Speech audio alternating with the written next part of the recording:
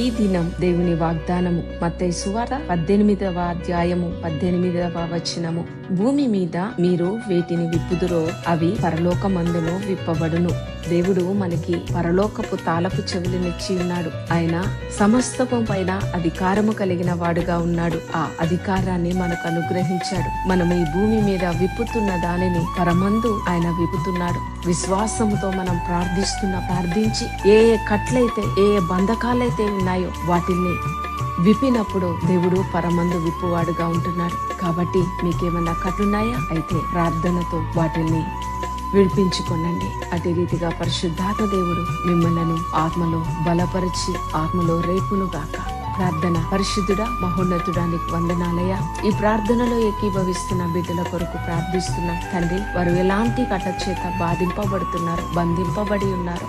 కృపగలిగిన తండ్రి నీవే వారికి సహాయం అందించండి. ఈ సమయంలోనే వారికి విడుదల కలుగునుగా, ఈ సమయంలోనే వారికి జయము, స్వస్థత, నెమ్మది కలుగునుగాక. ఆ కట్లు ఎలాంటివైనప్పటికీ పెంచబడునుగాక.